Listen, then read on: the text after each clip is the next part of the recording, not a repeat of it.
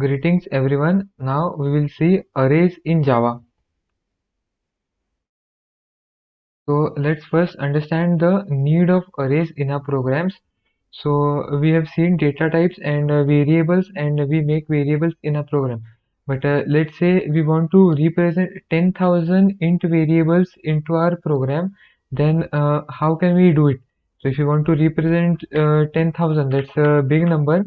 So one thing we can do is we could say int and your variable 1, then we could make another variable 2, and like this we can go on till variable 10,000, but that would be 10,000 lines of code just for making variables, and it would unnecessarily increase the length of our code. And also whenever in a future point someone tries to understand the code, it would be hard understanding for them too. So we can make 10,000 int variables, but that code would be unnecessarily big and hard to maintain and understand. So to represent multiple similar types variables, we use arrays in our program. So let's see what are arrays. So an array is an indexed collection of fixed number of homogeneous data elements. I'll repeat. An array is an indexed collection of a fixed number of homogeneous data elements. So let's see what each term means. So homogeneous means similar type. So an array is an indexed collection of fixed number of similar type of data elements. We can say that. Then fixed length. So fixed length means the size cannot be changed. So the size of arrays cannot be changed. Then indexed, it means that can be accessed by using indexes. So we can have indexes like numbers 1 and 2. These could be our indexes, and we can access array elements using indexes. So let's say this. The main advantage of arrays is that we can represent multiple values with the same name, so that readability of code will be improved. And the main disadvantage of arrays is fixed in size. So once we create an arrays, there will be no chance of increasing or decreasing the size based on our requirement. That is, to use arrays the concept compulsorily, we should know the size in advance, which may not be possible always. So let's understand this. So we want to represent an array. So as we have seen the definition of array, that it is an indexed collection of it is a homogeneous data elements, and homogeneous means similar type. So we can visualize an array like this.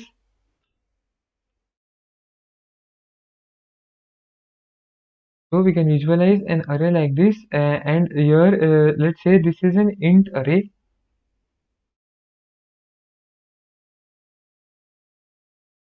Here this is an int array. So in this total array we can have multiple int values. So here we can have 1, 2, 3, 4 and 5. So here in this single array we can have 5 values.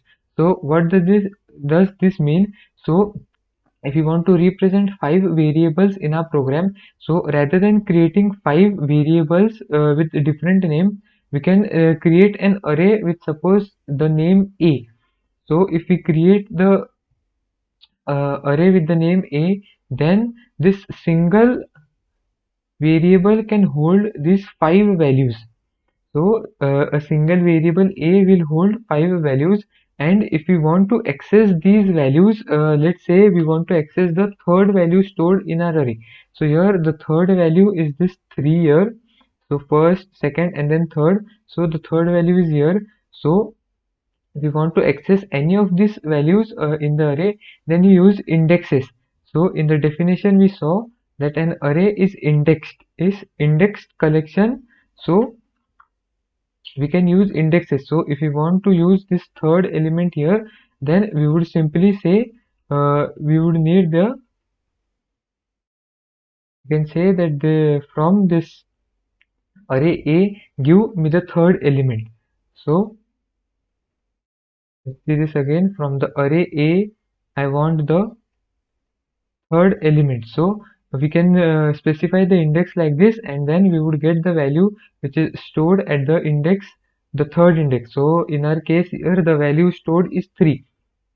So we would get the value 3 when we try to get the value at third index. And then we saw that an array is fixed length. It's fixed number or fixed length. It means that its size cannot be changed. So what does this mean? So here now I have created an array of length 5. So here this array can store 5 elements, but at any point in a future I want that the my array A should store, let's say, 7 elements.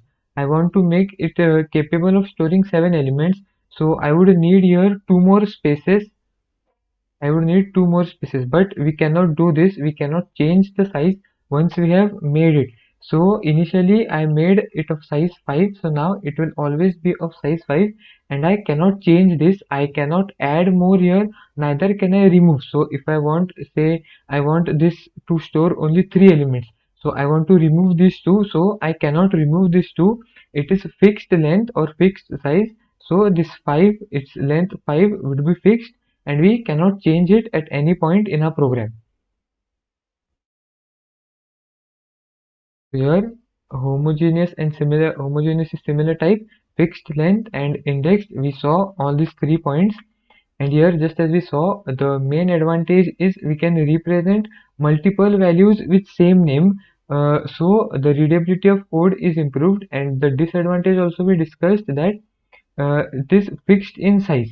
So once we create an array, there is no chance of increasing or decreasing the size. So now let's understand declaration versus initialization. So these are two concepts. So we have seen variables. So this int a. So when we write int a, then this is a declaration. We have declared a variable a. So by doing this, what we are telling Java is that the name a. So this a stands for a variable. We are declaring that whatever this name a is there, whatever would be represented by using this name a is a variable of the type int. Then here a assign 4, a equal to or a assign, we are assigning the value, so a assign 4. So this is initialization. We declared, we told Java that we need a variable with name a, so we declared it. Then we are giving it a value. So here in the previously declared variable, we are now storing the value 4. So we have initialized the variable. We could say it like this, that we initialized the variable a with the value 4. So this is called initialization. Then int a assign 4. So when we write this in a single line, this is declaration and initialization together. So int a assign 4 in one line would be declaration and initialization combined. So let's just see this here.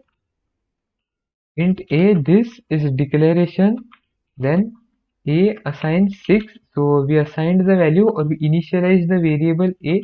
So this is initialization, and then let's say we make variable b, and this is initialization and declaration or initialization in one line or together. So I hope this is understood. So let's move on. So here now we will see array declaration. So we will see the declaration of arrays, because we have seen that if you want to declare a variable of type a, int. So if you want to make an int variable, we specify the data type and then we give the variable name.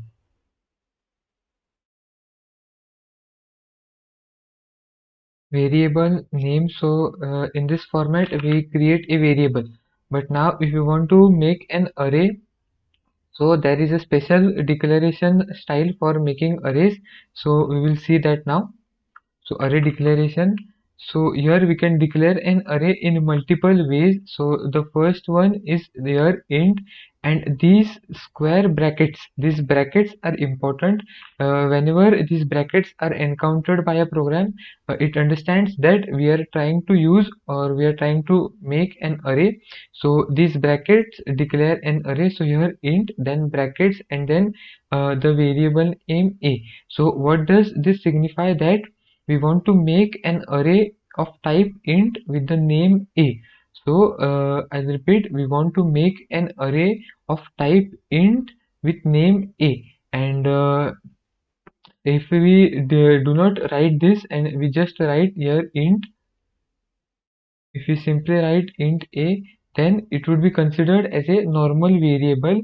But if we write here these square brackets, then it would indicate that we are trying to use or we are trying to make an array. So these are indicators for an array. So here then we have this second style too. We just saw this, that int a. So even this would work. And here this is the third style. Here int, the data type, then the square brackets, and then the name of the array. So this style is recommended to use because the name is clearly separated from the type. So this is as per individual choice. We can use any of these three. So this style is recommended because here the name of the array and the declaration is separated, so it is easier to read. So just for that it is recommended, but any of these three can be used, and uh, all these would work. Then at the time of declaration we cannot specify the size, otherwise we will get compile time error. So let's understand this. So if you are trying to make an array, then suppose, let's say we want to make an array with 3 elements. So we know that we want our array to be of 3 elements, but how do we tell our program that we want to store 3 elements in it? So we need to specify the size somewhere. So somewhere this 3 here, if we make an array, so here we are declaring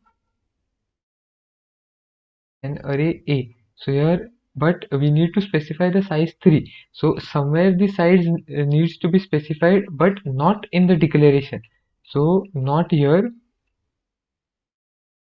So if we just say like we want an array, so we use these square brackets for declaring an array, and then we would simply say that we can specify the size 3 here. So it would be like that, an array of size 3, we are declaring an array of size 3. So no, this is wrong.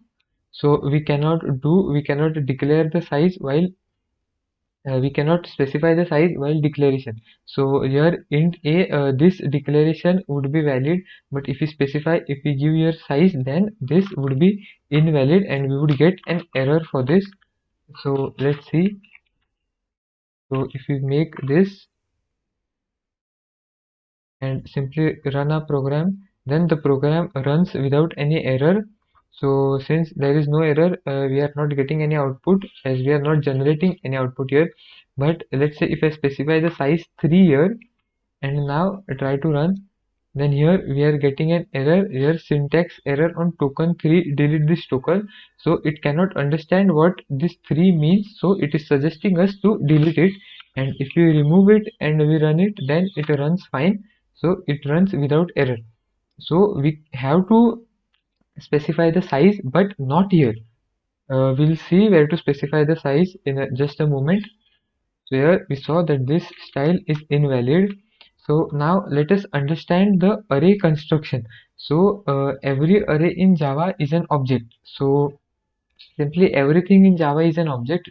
So is an array. So we can create an array using the new operator. So this new keyword, this here, is used to make an object. So whenever this new is encountered by a program, it understands that we are trying to make an object. So what exactly is making an object? So whenever we are trying to make an object, we are trying to get storage space in our memory. So we have Suppose this is a memory allocated to a program, then we are trying to get a block or a piece of memory. So we need to use the new keyword. So whenever a program encounters the new keyword, it would understand that we want to take some, or we need some space inside the memory. We are trying to make use of a piece of memory, so it will assign, or it will give us the required memory accordingly. So here new, and then int, and here we are specifying the size. So here an array of size 3. So what this would mean, that we are making an array of name A of type int, and we are making, or we are constructing an array, or we are taking memory of the size 3. So here new int 3. So what does this much, this new int 3, so this new specifies that we are trying to get some place, or we are trying to use some memory. So now our program understood that we are trying to use some memory, but it needs to know the type. Now it knows that we need memory, but of what size or how much. So how much is the question here. It needs to know how much memory we exactly need. So we are specifying that here. So we are specifying that we need of type int and 3 int blocks. So this we can read this as 3 int blocks. So what does this mean? So we have seen that int takes 32 bits of our memory. We know that int takes 32 bits of our memory. So int, so it understands that we need 32 bits, but how many blocks, or or how many 32 bits, or how many variables are we going to store, that is the length. So here we are specifying 3 because we want to store 3 elements in our array. So what would a program need to do? It would need to reserve 3 blocks. So these would be the 3 blocks inside our memory, but what would be the individual length of each of these blocks? The individual length would be 32 bits. Each of this block would be of length 32. So how did we specify that? So here we specified int. Int indicated that the individual block size would be of the same as the type int. So int takes 32 bits, so this would be 32 bits. Then how many blocks do we need? So we need 3 blocks. We need here 3 blocks. So this 3 here, so this 3 is how many, and this is how much. You can say that we need 3 blocks, and the size of individual blocks would be the same as of type int. So type int is 32 bits, so 32. So in total it would reserve 32 into 3, because a 32 here individual variable or individual data that we would store here would be of type int.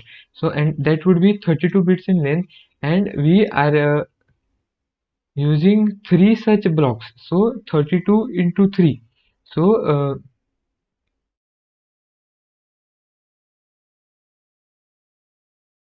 we would take here total 96 bits of memory. Where total 96 bits of memory would be consumed. So this whole array here inside our memory, our program would allocate 96 bits to this piece. So it would understand that we now want 96 bits, so it would cut out, or it would make a piece of 96 bits, and give us that piece for our use. So I hope this is understood. So let's just see once in our program. So here we have declared an array, and here we want to make an object. So we use new. So when we use this new, our program would understand that yes, we are trying to use some memory. Then how much memory are we trying to use? So we want to store int type of data. So int takes 32 bits. So we would simply specify here int. Then okay, it understood that we want to store int type of data. but how many number of data, so what is the number of int data we want to store? So we want to store 3, so we would write this 3 here, we would write it like this. So just we would write these brackets, and then inside them we would specify the 3, so it would understand that we need 3 int blocks. So 3 int blocks are needed, and when we run this, then it runs without any error, so this is perfectly valid. Then if we are trying to specify even here, so let's see, try to take a guess that would this work. So we are getting an error, we saw this previously that we cannot do it here. Then similarly, we are trying to specify the size here instead of here, and we try to run this. No, then too we would get an error, so there isn't any flexibility here. We need to follow the exact pattern while constructing or specifying the size of the array. So let's go over this again. When we use the new keyword, a program understands that we are trying to use some memory, but it now knows that we need some memory, but it needs exact details, so of type int. So it would understand that we want to store int data in our memory, but how many int data or how much int data do we want to store? So we want to store 3, so this single statement would be equivalent of declaring 3 variables. So here int suppose int d, int e and int f. So writing this 3 and writing this 1 is same. So here also we are making 3 variables, so we would need 3 blocks of memory. 3 blocks of memory would be needed, and here also we are specifying 3, so we would need 3 blocks here too. So both these are same, so this array is equivalent of 3 variables here. So let's move on now. So now let's understand what exactly happens inside the memory. So let's say this is the chunk of memory which is allocated for our array, and inside this array there would be further division.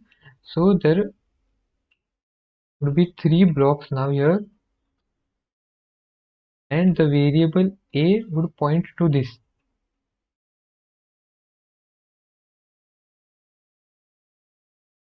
So this a, so what does this indicate? That this is an array of size 3 with name a.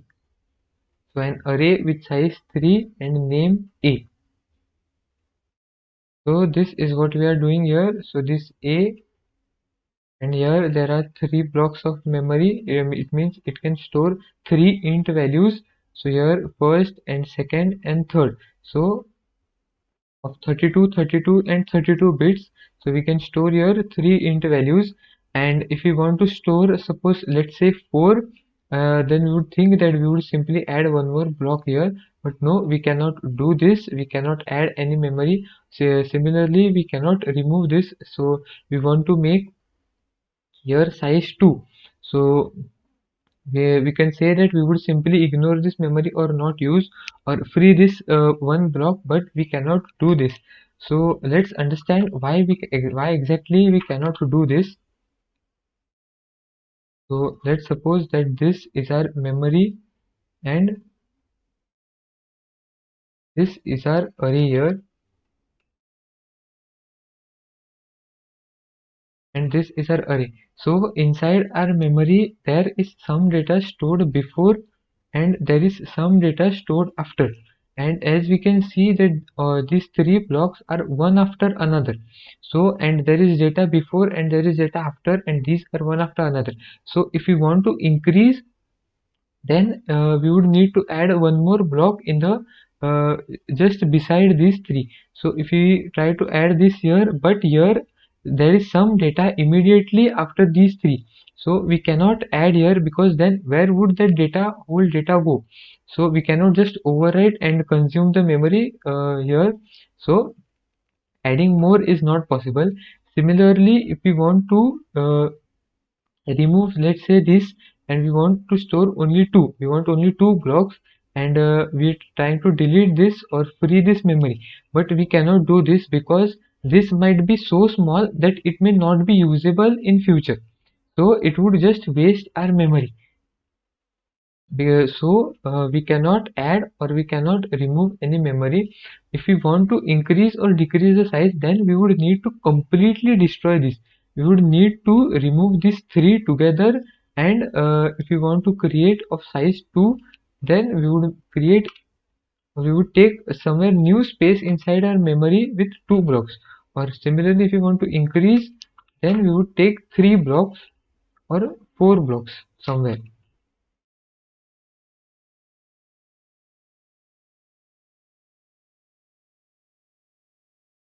So these would be in completely new places, not this old place. And here too, there would be some data before and some data after. So assigning or handling this, where this is created and all. So as programmers, we aren't bothered with this. This happens internally. So I just wanted to explain that why the size of an array cannot be increased or decreased. So I hope that's understood. Then there are some rules while declaring and initializing arrays. So let's see them one by one. So at the time of array creation, compulsorily we should specify the size, otherwise we will get compile time error. So here we have specified the size 3, but if we don't specify, then we will get an error. So let's see this. So here we have specified this, and when we run our program, it runs fine without any error. But if we remove this size specification here and we run, then we would get error. Here variable must provide either dimension, expressions, or array initializer. It means the same problem, that we need to specify the size here. So if I specify any size here, let's say 5, and run this, then it runs without any error. So we compulsorily we always need to specify the size, or we would get an error. So we ran this and we saw that we got an error. So now the second rule, then it is legal to have an array with size 0 in Java. So size 0. So what does this mean? We'll see now.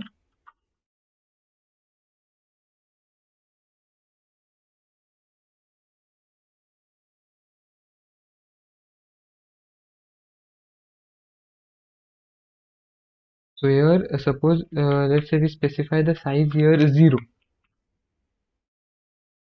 and we run this. So this works, this runs without any error. So what exactly happens inside the memory is, it would reserve a block, and since the size we specified is 0, so no memory would be consumed. So here this won't happen at all. It would just understand that we have declared an array of size 0. So the declaring an array of size 0 is pointless, because if you don't want to store any data, then what is the point of declaring? Because the size is 0, it means that it can store 0 elements, it means that it cannot store any of the data. So there is no point in declaring such. It is just that Java allows it, but using this is absolutely pointless, because this isn't of any use, because we cannot store any data in it, because no memory was allocated. Why was no memory allocated? Because we said 0. So we said we want 0 blocks of memory. So if we aren't taking or aren't using any memory, then what is the use of this here? So this is completely pointless, and it shouldn't be used at all in our programs. So here, and if we try to print the length, here this length is a property of an array, we will see this later. Then we would get 0 here, because we specified the size 0. So if we try to print,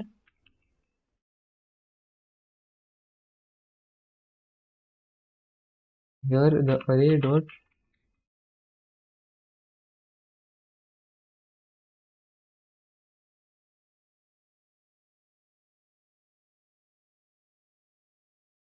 so when we try to print its length, we would get 0. So this array stores 0 elements. Now let's move on. Then we have a third rule. If we are taking array size with negative int value, then we will get runtime exception saying negative array size exception.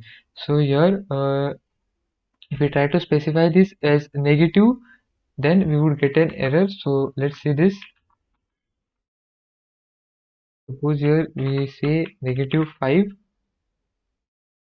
and we run this, then here we get an error. Here negative size exception, we got negative size exception -5. So here this -5, since it's negative, so we are getting an exception or error. So we cannot specify an array size as negative values, only positive values are allowed. Then let's see further. So we got an exception here. Then the allowed data types to specify array size are byte, short, char, and int. If we use any other type, we will get compile time error. So what does this mean? Allowed data types to specify array size. Array size. So here we are specifying this 5 is array size. So if we want to specify the size in an variable format, so let's say this, and we specify this n here, then this is valid and we would get the length as 5. So this is valid, but here this n is of type int, but what all types can it be? So the allowed types here would be byte, short, char, and int. So we saw int. So if we make here this n as byte,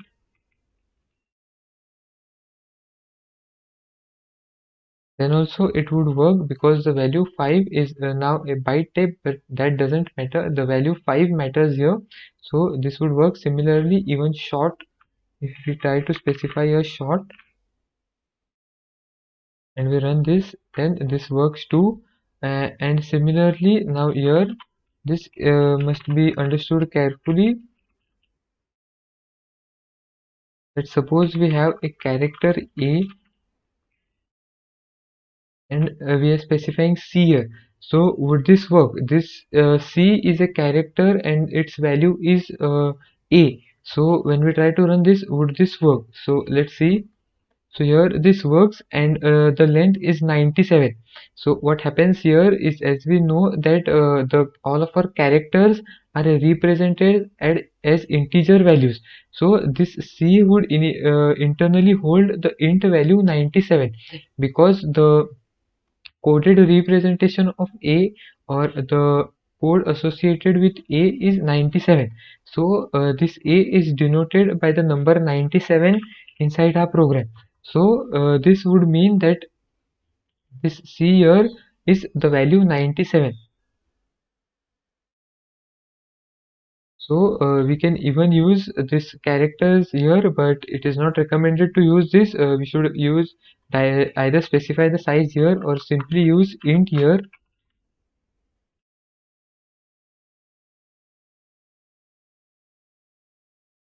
And this n here.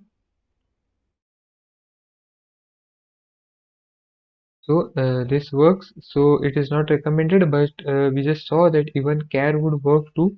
So here int is new a, then this is valid, and we saw now it is important to remember that characters are represented as int values. So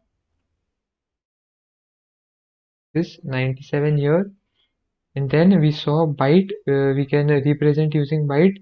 Similarly, we can represent using short, but we cannot use float or double values. So if we try to specify here some size like 10.5, so any decimal point value, if we try to specify, then we would get an error. So why doesn't this work? So because, let's say, suppose we want 4, if we specify the size as 4, then we got 4 blocks here. But if we are specifying 4.5, so how much memory should be reserved for 4.5? then we as humans would calculate that since int is 32, then we would reserve 16 and we would give here a small block of 16. But no, that is not possible inside Java programs. So we cannot say 4.5 or any with decimal. If we specify just 4, then that would be fine, but 4.5 or any decimal value would result in an error. So if we try to run this, then we just saw that we get an error. And now let's say that we specify the size as 4.0, then also we are getting an error. So you can say that 4.0 is equivalent to 4. Then why are we getting an error? But no, we this is for our understanding purpose, but the internal memory representation or the internal activities which happen do not allow to specify decimal point at all. So we cannot specify 4.0 also. We strictly need an int value here, a positive int value. So this would give us an error. Then the maximum allowed array size in Java is this 214748367. So this is maximum size of an array we can use in a program. If we try to use more, then we would get an error, and this size is more than sufficient for our programs. So let's see. So the size 214748647. So this is max size of an array we can have in our program.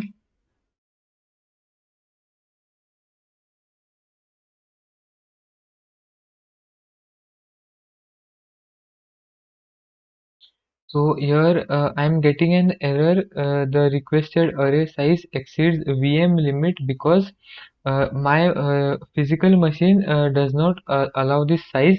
So in Java this size is allowed, but depending on the amount of RAM my system has, uh, my operating system is not allowing an array of such big size. So it would depend on machine to machine. So if your machine has more amount of memory, then you can try to run this, but Java allows this range. And if we try to use any more than this, then here we are getting a different error, unresolved compilation problem. The literal of type int is out of range. So you're out of range. This means that this number is out of the allowed range. So we are getting an error of out of range, and here if we try to use the valid range, then here we are getting a different error that exceeds VM limit. So the amount of memory, this depends on every machine to machine where this is run. So this is valid range of Java, but depending on machine, every physical machine, it would be allocated. But if we try to use even a single number more, then we would get out of range error. So the max allowed size is 214748367. So here if we try to use this, then the number too large. So here in the first case we may get a runtime exception, out of memory error. So depending upon the RAM a system has, we might or might not get an error. But in our daily programming practices, using such big of an array, usually there isn't any need for using an array so much big, because this number is very large. So we usually don't use such big array in our real life programs. So now let's see array initialization. So we have seen that initialization is assigning values to variables. So now let's see assigning values to array. So whenever we are creating an array, every element is initialized with default value automatically. So here we created an array A of type int of size 3. So it is initialized automatically. So let's see this.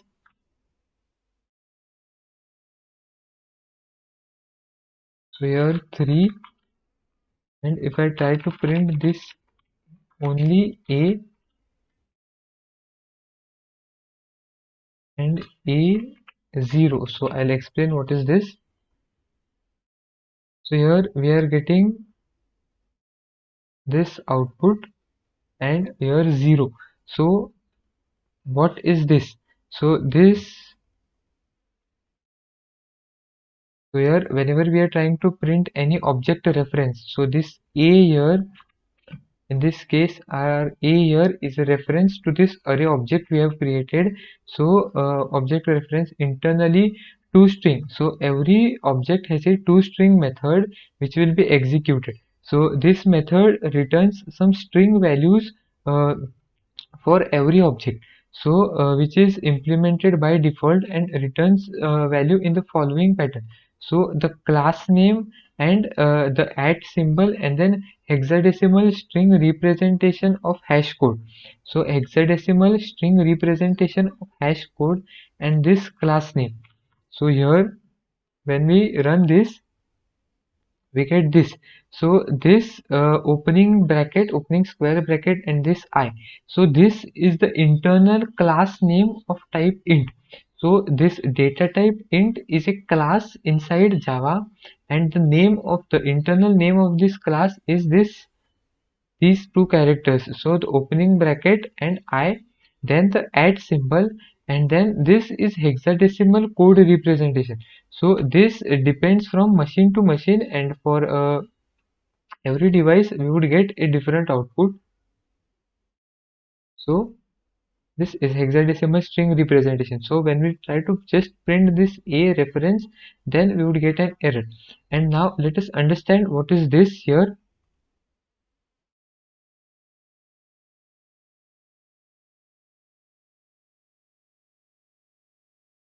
So this A0. So here as we know that arrays are indexed. So we have seen in the definition that arrays are indexed. So what exactly does indexed mean?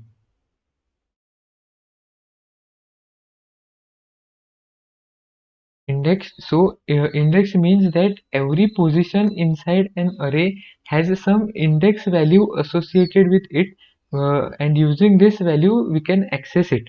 So every block or every array element has an index associated with it, and using that index we can access that array element. So this 0 here means the first element. So this first element here, so if this is the array A, then the first element which is stored inside has the index 0. So it is important to note that arrays are 0 indexed.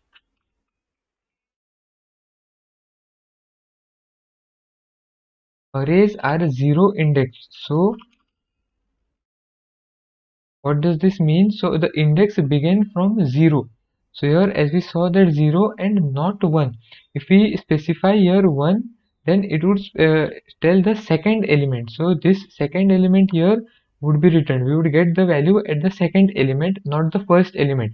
So array indexes or arrays begin from 0. So it is important to know this, because if we try to give here, if we need the first element and we give here index 1, then we would get the second element, and then we might produce or get wrong results.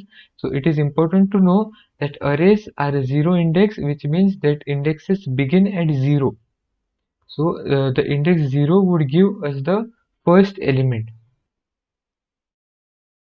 Then we saw that when we are creating array element, every element is initialized with a default value automatically. So here now we understood this, that we are trying to use the first element, but the first element has the value 0. So when we run this, we are getting this 0 here. This means that the first element inside the array A has the value 0, but we haven't specified any values. So it is by default, the JVM by default initializes every array element, and here in our case it is by default initialized to 0. So always 0. So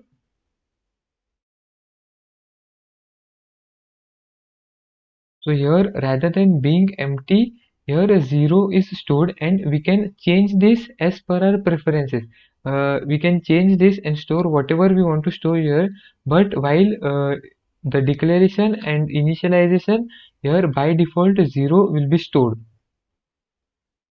Here 0 would be stored by default. It is default initialization done automatically by Java. And then we saw this. Then once we create an array, all its elements are by default initialized with default values. And if we are not satisfied with those values, we don't want the zeros or the default values there, then we can always replace it with our customized values. That is, we can change the values. So here this we declared an array with size 4, and then let us understand this statement now.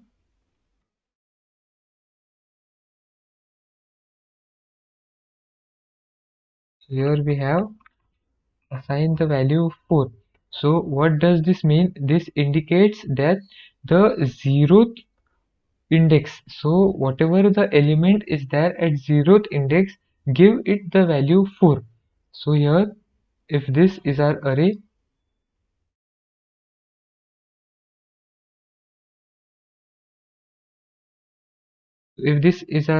then the first is this is the first element, and it has the index 0. So we just saw this, that the index of first element is 0, so this is index. So this would indicate this first element here and assign the value 4. So it means that it would store the value 4 here. So we assign the value 4 to the first element inside our array A.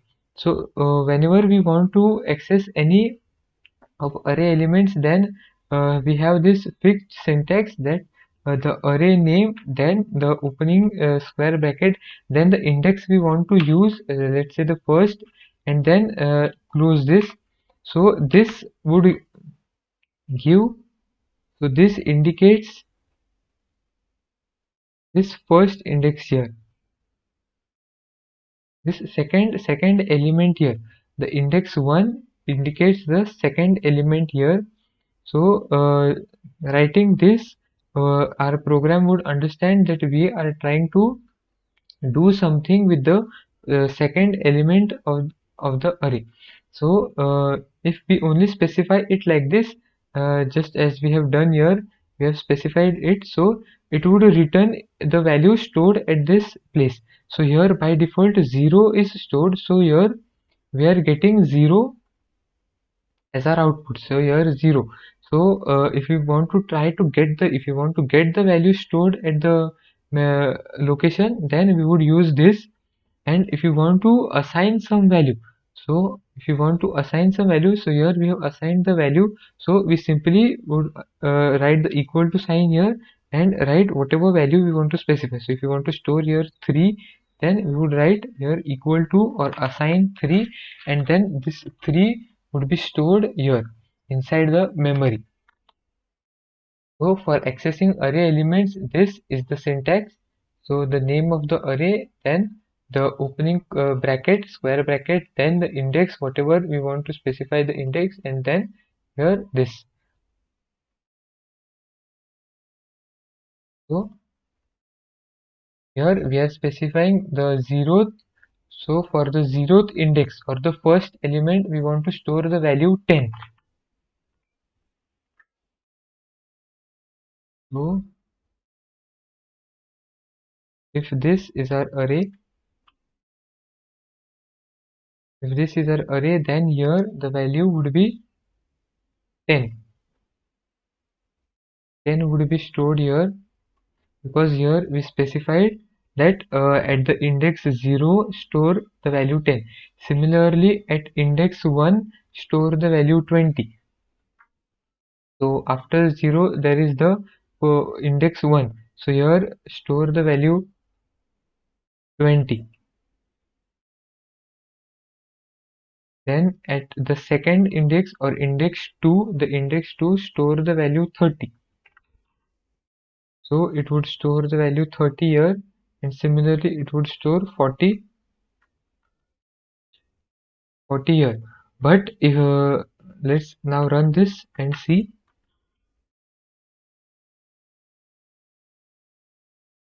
So 4, and here at the 0th index we are storing 10, then the first index we are storing 20, and then at the third index we are storing 30, and the fourth index we are storing 40.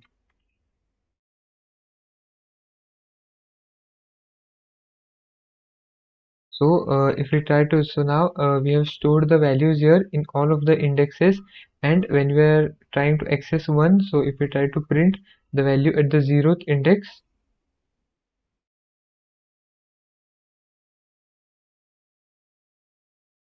here this is 2, this is 3. So here we are getting the value 10 because at the index 10, at the index 0 we stored the value 10, and now we are getting this 10 here. Similarly, if we do not assign any value, so here there are 4 blocks, and here we have assigned values to only 3 blocks, and if you are trying to access the one remaining block, then we would get 0 because it is by default initialized. So, and if we try to use this, then we are getting 30 because at the index 2 we assigned the value 30.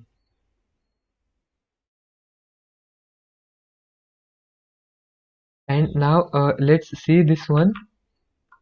So here we have, for our array, the indexes are 0, then we have 1, then there is 2, and there is 3. So total 4 elements are there. This 1, 2, 3, and 4.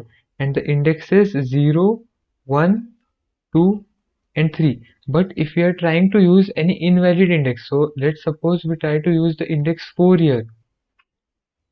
So if I try to specify, if I try to print the value at index 4 here, and I try to run this, then there is an error that array index out of bound exception. So we are getting an exception here that the index 4 out of bounds for length 4.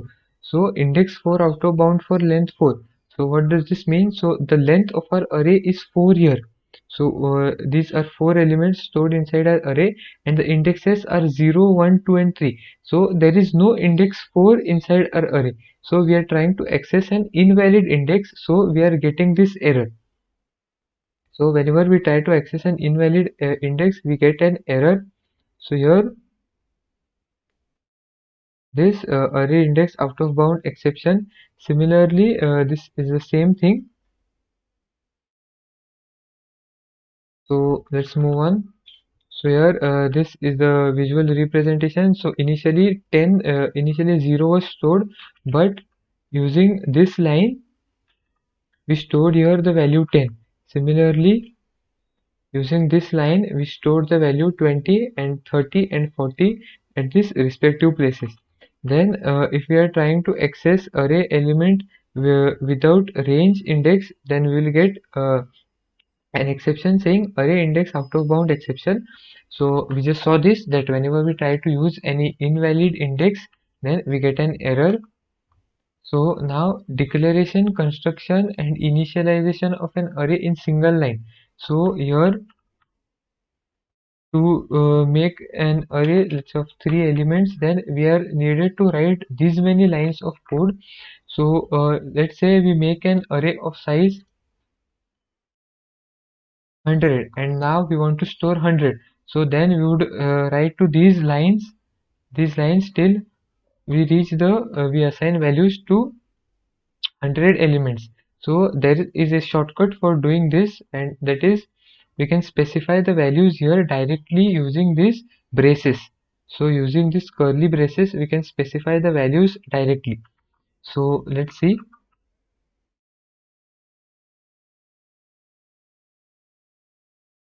So rather than specifying it like this, we are specifying the values 10, 20,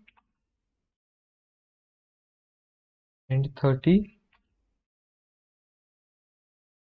When we try to run this, then we are getting the value 30 because this 10 would be at index 0, this would be at index 1, and this would be at index 2.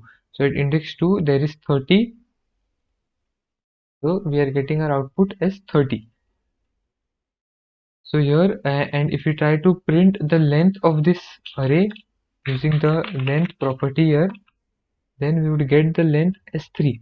But you might wonder that we didn't specify the length here, then how are we getting 3? So here we specified 3 values, so Java automatically understood that we are storing here 3 elements, so it is common sense that the length would be 3, and we cannot specify more or less here. So let's say we want to store 4 or 5 elements, and we just specify here 3, and then we, let's say, suppose we give here blank values or something like this, and when we try to run this, then we would get an error. So if we are trying to specify here values, then these specified values would be the length, the number of values we specify here would be the length of this array. So we cannot increase or decrease this. So this is just a shortcut trick for declaration and initialization of an array, where this whole of this many lines of code we can just simply write in one line, and it is one and same. So here if we declare like this also, so let's see this too. So if we did this, so here if we make an array, so here we declared this int array, then we are initializing it, then we initialized it with 3. So now the length of this array is 3.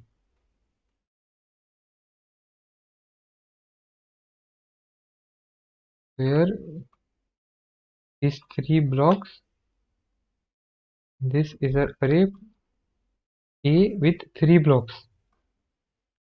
And now if we try to do something like this,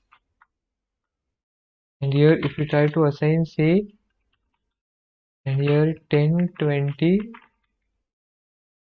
and 30, and if we try to run this, then we will get an error because this is invalid, so we cannot do this. So if you want to specify values now, then we would have to do it the old way, the specifying values to every specific index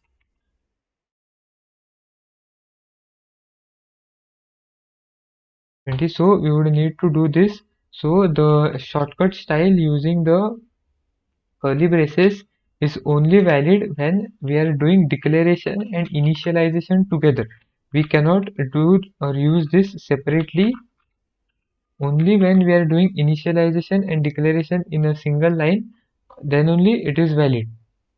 So here its length is 3, and if we try to access any element, then also it would work. So this is correct, and doing this in this format, so illegal start of expression, that is, we will get an error. So now if we want to use this shortcut compulsory, we should perform declaration, construction and initialization in a single line. So this declaration, construction and initialization should all be performed in a single line. Doing this in multiple lines results in error. Then if we are trying to divide into multiple lines, then we will get compile time error. So we saw this. Then now let's see length of an array. So we can get length or the number of elements present in the array by using the length property of array. So we have used this now previously. So if this is our array and we want the number of elements stored inside this, then we can use the length property. So this length property would return an int value. So and we can even assign this int value to any other, because this would give us an int value, and we can store that int value or we can just directly use it. So here this 3, so this 3, there are 3 elements here, and using this length property we are assigning the length to this variable n, and then we are printing this variable here, so we are getting the output 3. So we can get the length of an array using this length property. So here the name of the array, then dot, this dot, and then the property name. Then let's see the concept of anonymous arrays.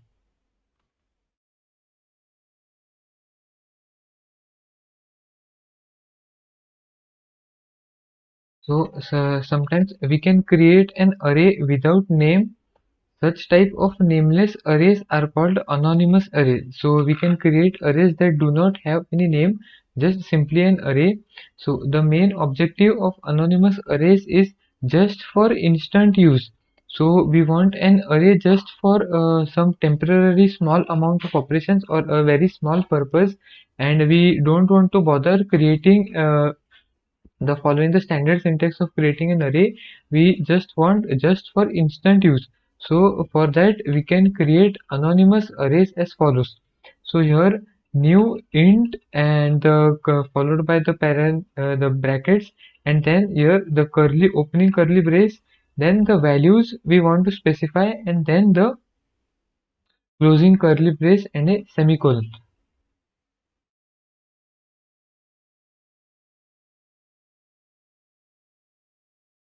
So now let's see this program. So here I have made an array. This is a normal creation of our array, and this is a method print array which I have defined here, this function. So we would understand this part later, but for now just understand that this prints the values inside the array. So when I run this program, here it's printing the values 10, 20, and 30. So it's printing these values. So now if we want to use an anonymous array, then we can just directly create an array here without this. So the syntax is new, then int, and then the values here.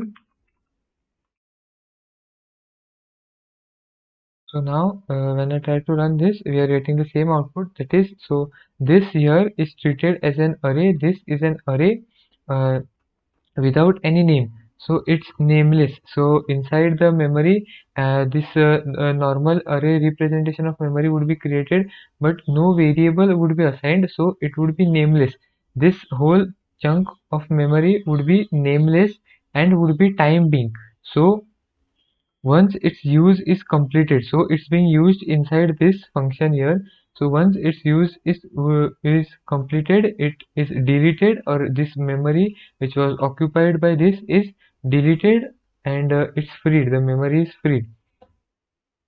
So like this we can create anonymous arrays. And now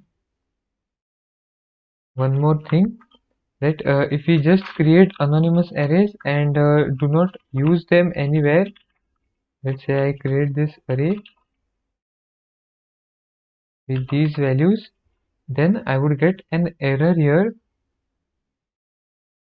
saying that the left hand side of assignment must be a variable. It means that if we are just simply creating and not using, then we get an error. Here we are creating this array and we are using it inside this function print array, so we aren't getting any error. But we are just creating an array and not using it, so we are getting an error for this. And if we assign it to a variable, let's say, so if we do this, then this is valid, and this won't give us any error. Okay, so duplicate name. Yes, so we aren't getting any error for this statement, so this runs and we get our output as 10, 20, 30. So let's see further. So at the time of anonymous array creation, we can't specify the size, otherwise we will get compile time error. So if we try to specify the size here, then we will get an error. So here there are three elements, and here also if we give the size 3 and try to run this, then we would get an error. So cannot define dimension expressions when an array initializer is provided. So this simply means that we cannot specify the size here. Uh, uh, If we remove the size, then it works fine. So this gives us an error. We can name an anonymous array, but it's useless. So just as we saw here, that we are creating a variable, and here this is an anonymous array. So when we do it like this anonymous array now has this name. So this would be same as declaring it like this. So it's pointless using an anonymous array and then assigning it to a variable, because if you wanted to do this, we can simply do this.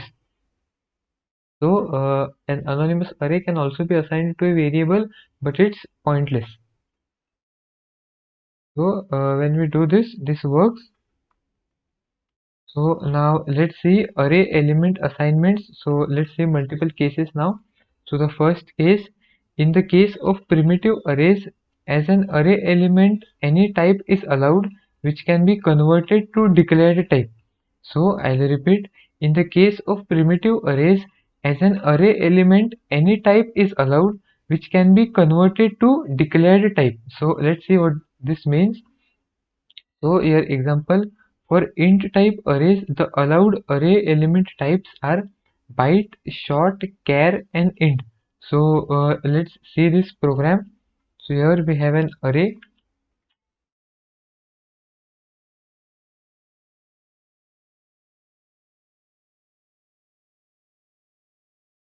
So here we have our array size 10. Then the zeroth index or the first element is assigned the value.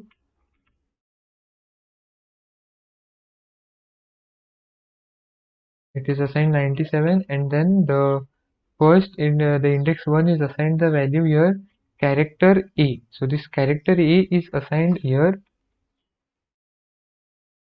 Now let's see this also.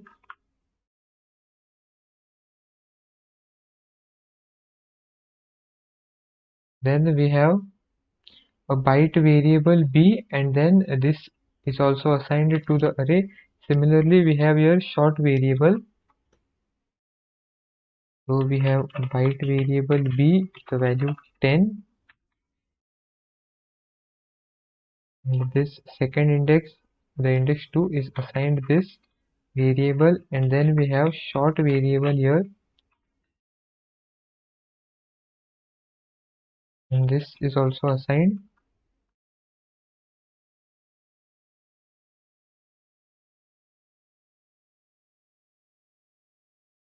And now if we try to run this program, then it works without any error. So let's just print this array. Here we have the function print array defined. So we will simply pass, and here we are getting, so here this 97, 97, 10, 4, 44, and these zeros. So let's first understand these zeros. So here the size of our array is 10, and we have assigned here 1, 2, 3 and 4. So only 4 values we have assigned. So these are default initialized to 0.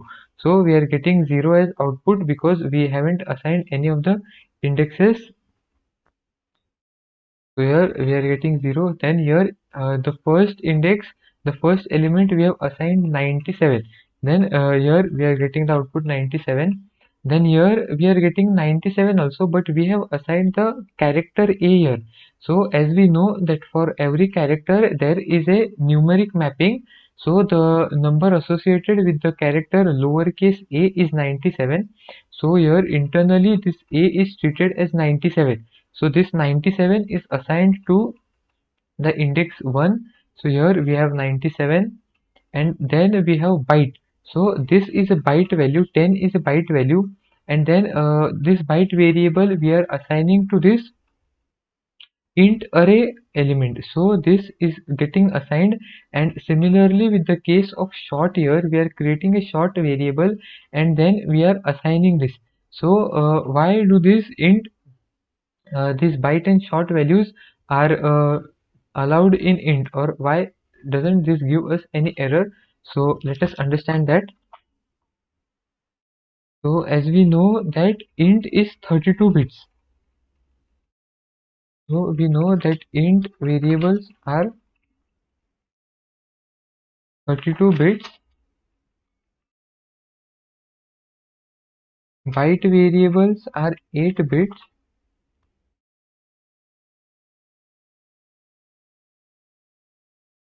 and short variables are 16 bits. So here int is 32, byte is 8 bits, and short is 16 bits.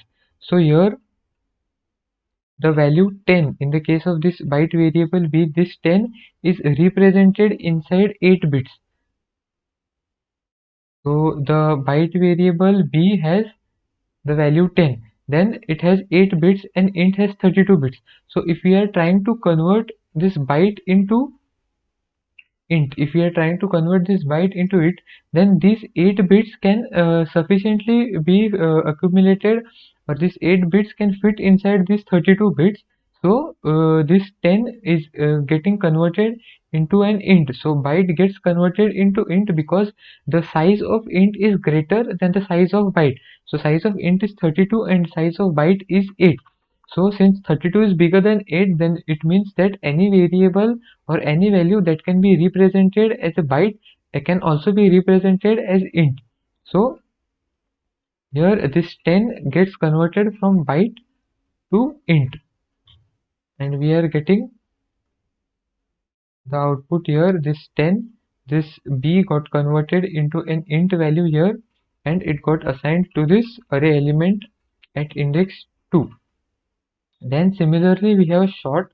So this short also follows the same rule, that short is 16 and int is 32. So this 16 bits can be fitted inside 32 bits, and in fact we would have even more memory left. More 16 bits we would have left.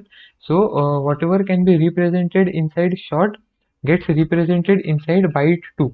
So this works. And also one more thing we have seen, that in Java, byte and short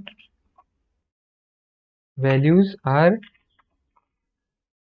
internally converted into int values.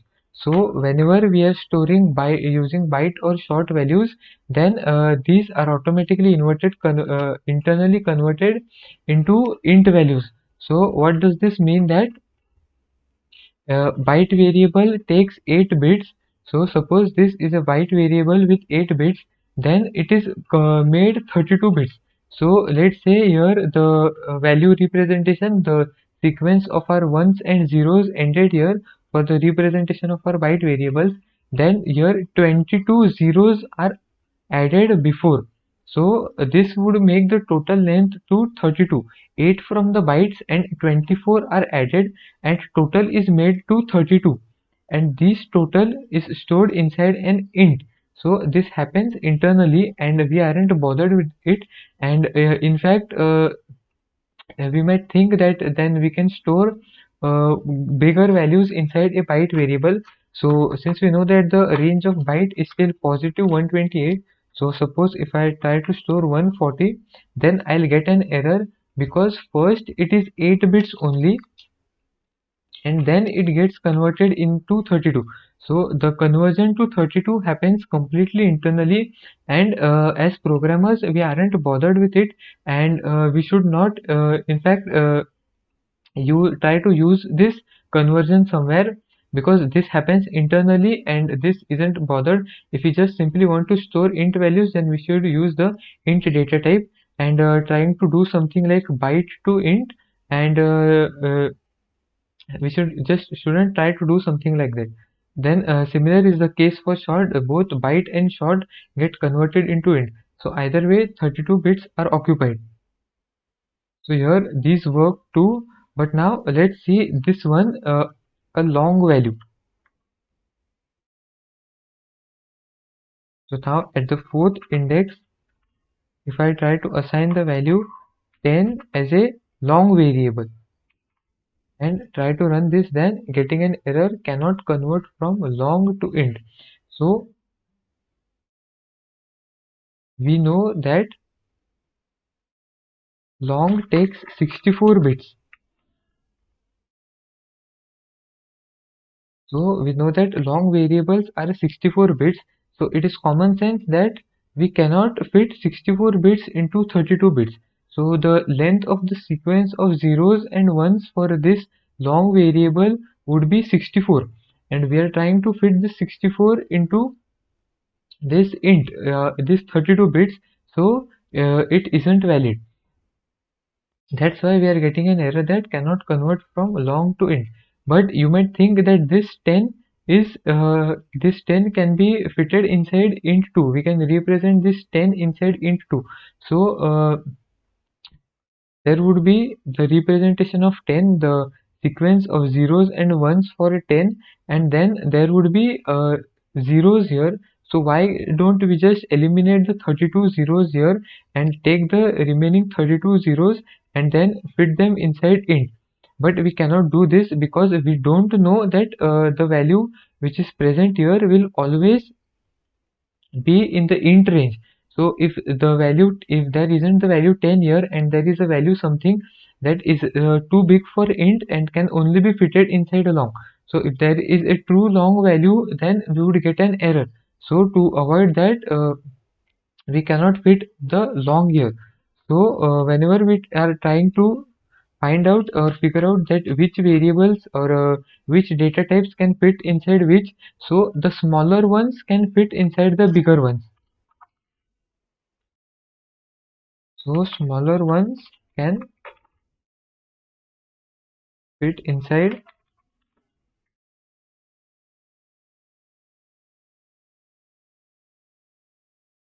So here is a diagrammatic representation for easy remembrance. So byte is 8 and short is 16. So byte 8 and short 16. So byte can go inside short. Then char is also 16. So both short and char can go inside int since int is 32.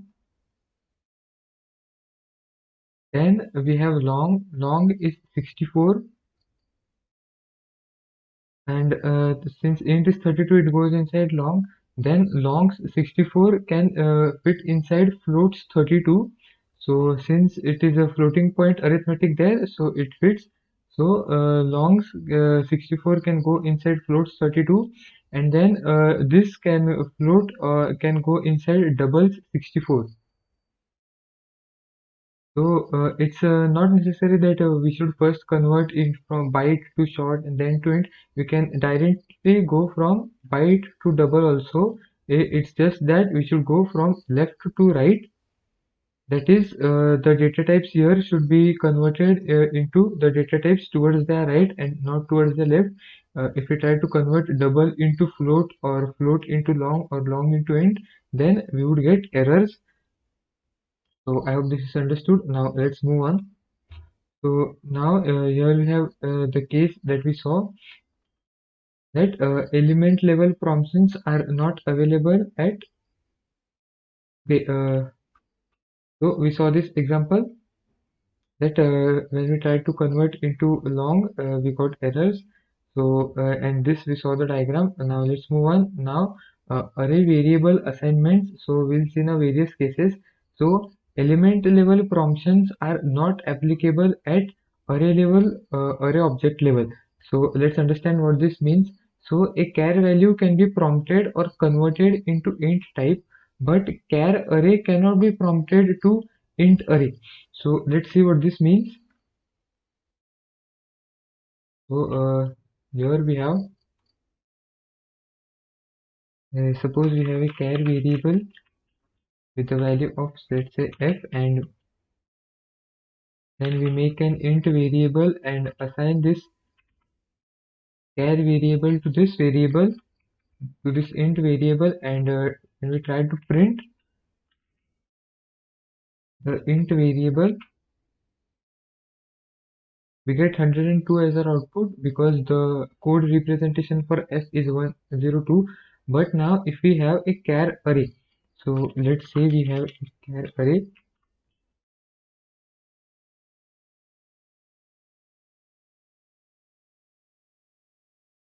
with the values e, h, and y. and then we make an int array, and if we try to assign this char array to this int array, then we will get error. So let's run this, and here we are getting error. The error is type mismatch, cannot convert from char array to okay, here just mention 2. Here we are getting type mismatch, cannot convert from char array to int array. So it cannot convert from a char array to an int array, but from a char variable to an int variable the conversion is possible, but from a char array to an int array the conversion is not possible. So let us understand why this is not possible. So we have seen that these arrays are internally represented as objects. So suppose we have this our char array, and this is our char array with the values a, b, and c stored here.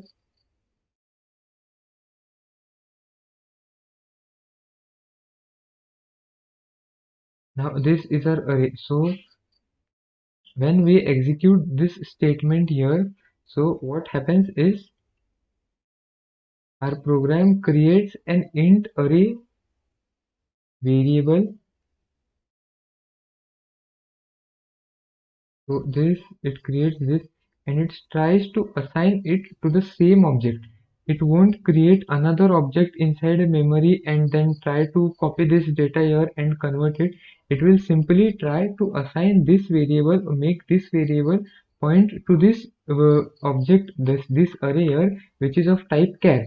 So from int, from char, the int conversion is not possible because the memory consumption here is 16, 16 and 16. So 64 bits, 48 bits are taken here.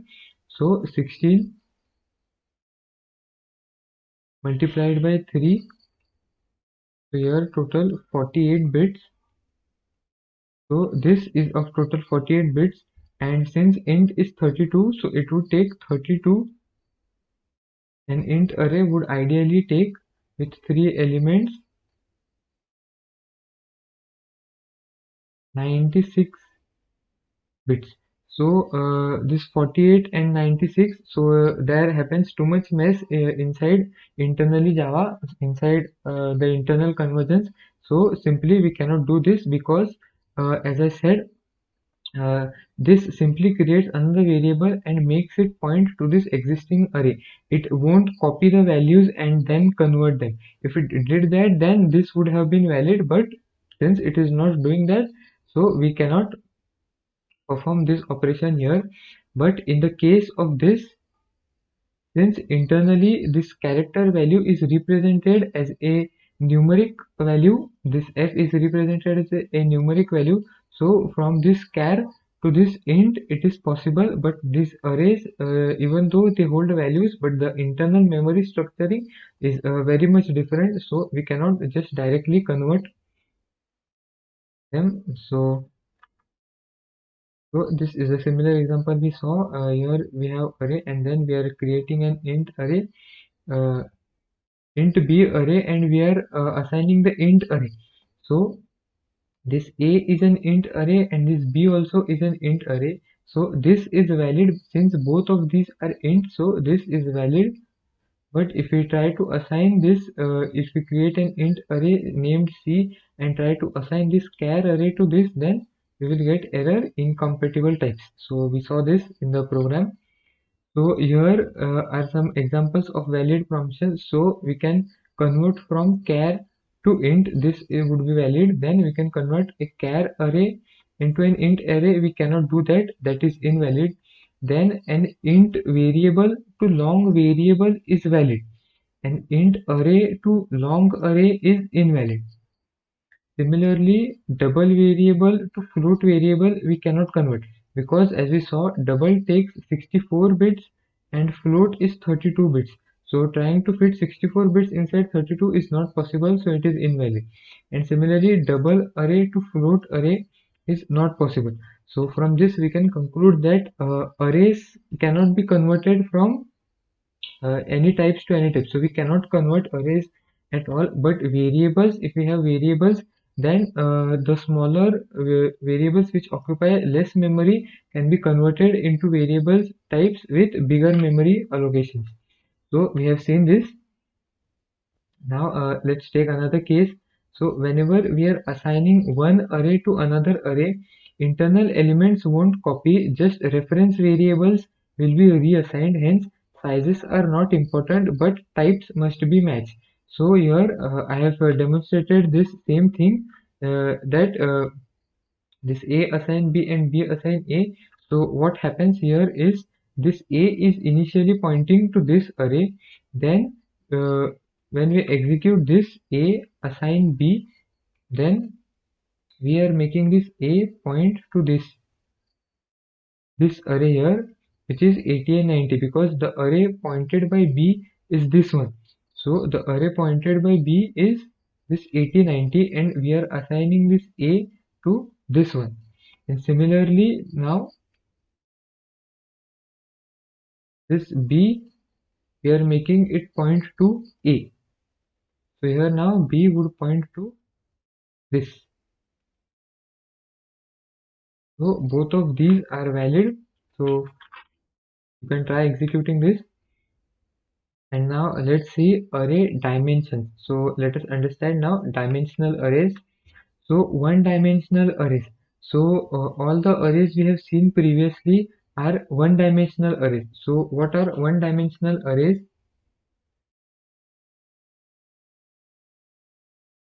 So a simple array, suppose this is our array, and it has values. Let's say this is an int array, so it would have your values. So this is our int array. So we can simply call this that it has a single dimensional array. So why we call this single dimensional arrays would be more clear when we look at two dimensional arrays in just a moment. So all of the arrays we have seen. So this is a similar example of a one dimensional array. Now let us understand two-dimensional array. So first we'll see the concept of two-dimensional array. So we have seen that we can have array elements as any of our preferred types. So we can create int arrays, float arrays, double arrays, and char arrays. So we can create arrays of any of these types. So the elements here, these can be of type int. These could be characters. They could be float. They could be double. They could be any type. But now let's suppose this is our array,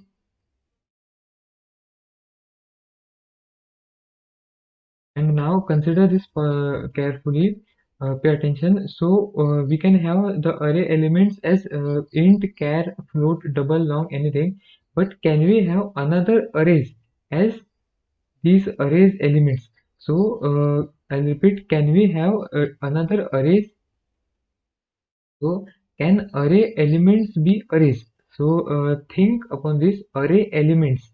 So here array elements, the elements that would be stored here, can these be arrays in themselves? So we have seen here int, float, double, we have stored these types. But can the elements stored here be another arrays? So can I store here another? So this is an array, and can I store this array inside this array? So let's suppose this is an int array, and the element at its 0 index is also an int array. So is it possible? So yes, this is possible. We can have arrays as array elements also. I'll repeat, elements of arrays can be arrays. So listen this carefully and you will understand. So a two-dimensional array is an array where the elements themselves are arrays. So I'll repeat, a two-dimensional array is an array. So it is just a simple array where the elements themselves, so the elements that would be stored here are themselves arrays. So they are arrays. So an array storing arrays is a two-dimensional array. So let's see the visualization. So the key to understand multidimensional arrays is to visualize them properly.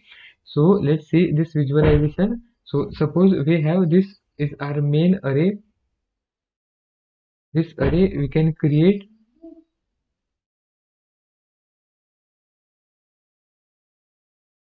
So this array, this we can simply create like this.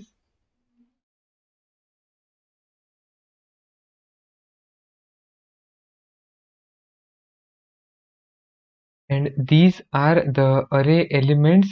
So previously we have seen that we can have any year. So let's suppose we could store here int or any values, but now we are storing another arrays as these arrays elements. So here we have an array and the elements of this array are arrays. So I hope you have understood by this visualization. And then in these sub arrays we are storing our actual data. So if these are int type, then we can store here whatever data, whatever int data we want. So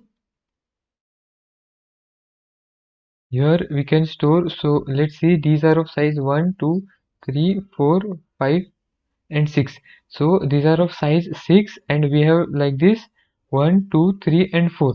So 6 times 24 or 6 multiplied by 24 or 6 multiplied by 4 actually, which is 24. So in total we can store 24 values here under a single variable name like this. And now let's see the declaration of 2D arrays. So I hope that you have understood this explanation, this visualization. So always remember that people find it hard for understanding multidimensional arrays, but this form of visualization is the key. Visualize this arrangement properly and it is easy to understand. So always whatever you're trying to understand, try to visualize the data first and then it's easy to understand. So now let's see declaration of 2D arrays. So we can declare it in this format. These are various styles of declaration. We can use any of these. So here either this one or this first one, these two are recommended because here it's easier to understand, but it's individual choice, so you can use any of the form you want. It doesn't matter much. So now let's see 2D array creation. So here see the statement, we are declaring this 2D array here with these two sets of square brackets, open close, and we are declaring this 2D array here, and then here new int, and then here 2. The first we are saying 2 and here we are keeping this blank. So now let us understand what happens. First let me write the code.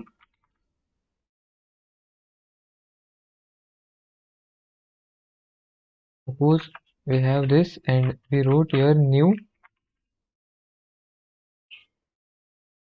Here we give the size as 2 and we left this blank. So for now time being, don't consider this, just eliminate the 2D array part and just focus on this. So this statement here, this, what would this create? So visualize this, what is being created here. So it would simply create an array of two elements. So this statement creates this, and now let us consider the dimensional part, 2D part. So here this and here empty. So executing this part, this 2, what, whose length is this 2? So the main array whose elements will be arrays. So now these two will hold another sub arrays. So here the arrays which are to be stored or held will be stored here now. So this 2 denotes the size. Which size does it denote? It denotes these two. and then the later whatever years we specify, so let's say we specify here 3, then the size of these arrays, the element arrays, so these would be in size 3 and this would be of size 3. So this would be the representation if we wrote here 3, but since we are not specifying anything here, it only creates an array of size 2, and the sub arrays or the elements are initialized with default value. And since the default value, it would contain some default value, it would most probably contain null, but that isn't a concern here. Just focus on what happens. So when we have specified these two, only these two slots are created and no further arrays are created, because we are telling the size isn't specified here, so they are empty now. So these won't be created of any size. Then let's see the next statement now. Here the zeroth index, for the element of zeroth index, we are creating a new array of size 3. So let's write this statement. 0 equal assign new int and size 3. So now first let's understand this. What does this does? So this gives us the zeroth index element. So the element which is at zeroth index, we are trying to use that element. So here this is at index 0. So we would consider this now. So for this, create a new array of size 3. So new int array of size 3. So it will create a new int array of size 3. So this would be created now. So this array now would be created of size 3. So now at the 0th index, this array is created. Similarly, the next statement, at the first index, we are creating an array with 2 elements or with length 2. So now at the first index, we are creating a new array of length 2. So what happens here at this first index? So this is index 1. So this index 1, and here we are creating a new array. We are storing this new array at the first index. So at this first index, this new array with 2 elements. So an array with 2 elements is created at the first index. So try to visualize this properly. Once you have understood the proper visualization, it's very easy to understand dimensional arrays. There is nothing hard to understand about these. So I hope you have understood this. Now let's see. So here is the memory representation. So this is the same as I explained now. So we created an array with 2 elements, and at the first index, at the 0th index, we created an array with of length 3, and at the first index, the index 1, we created an array with length 2. So now let's see array initialization. So here we are creating first we are creating an array A of size 2 and 3. So here 2 and 3. So now let us understand what this statement does. So it is 2 and 3 here. So we are creating an int array A, and its sizes are 2 and 3. So let us understand now what happens here. First we know that this denotes the size of the main array. So let's first draw this.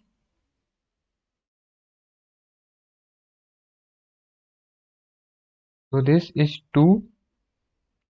So this would create, and then there are 2 sub arrays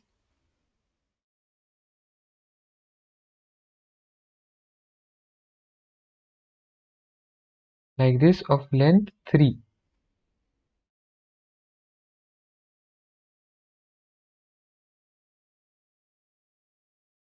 Of length 3. So both of these are of length 3 now. So 3. So what this would create? This would create an array of length 2, and the size of its sub arrays would be 3. The length of its sub arrays would be 3. So a main array of length 2 is created, this 2 here, and this 3. So the size of these two sub arrays is 3. So it creates an array, a two-dimensional array like this. So now when we try to print this, so I have explained this output previously. Similarly, if we try to print this, since this is also an array, we would get a similar output. So let's see that. We are just simply printing A. So when we print this A, we are getting this output. So here this is the class name, the internal class name for int, and then the @ symbol, and then this hexadecimal hash code representation. Then similarly, if we try to print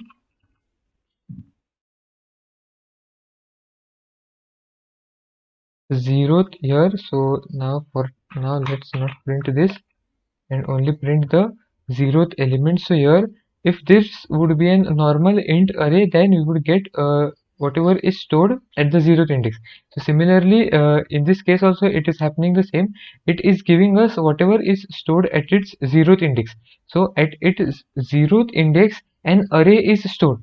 So we are getting the string, this format representation, the class, and the hexadecimal string representation of whatever is stored. So since an array is stored, we are getting this. So now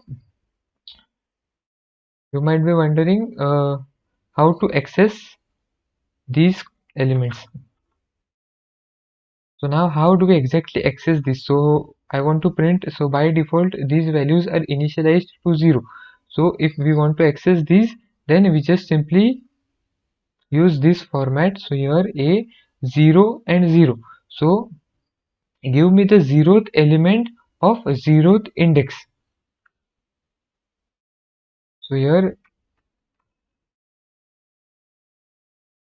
0 and 0, and when we run this, we are getting 0 as our output. So what happens here is, let's just first understand this. So this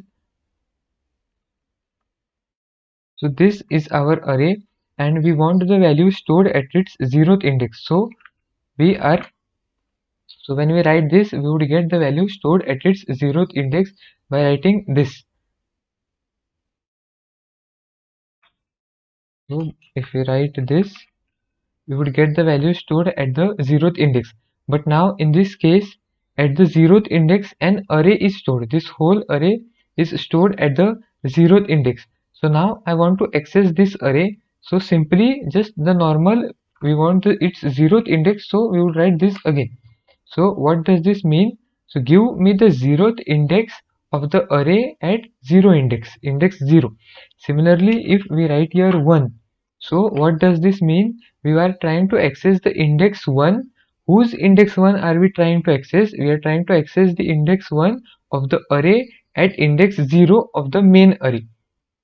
So this, we are trying to access this index 1, and whose index 1? So the array which is stored at this index 0, we are trying to access that array's index 1.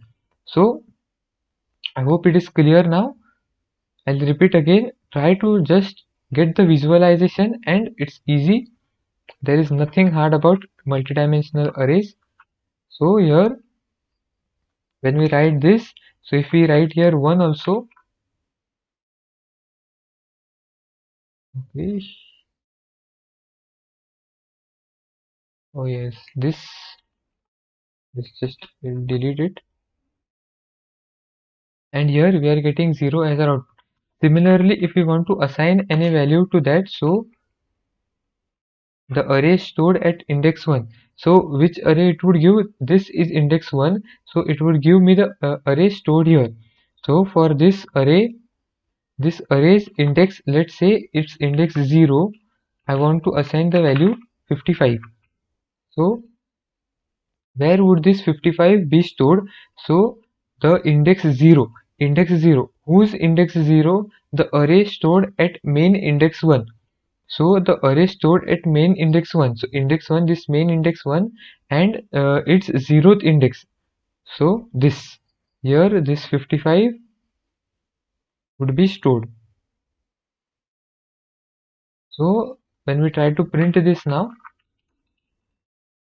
so of the main array and zeroth index here, when we try to print this, so here we are getting the output 55.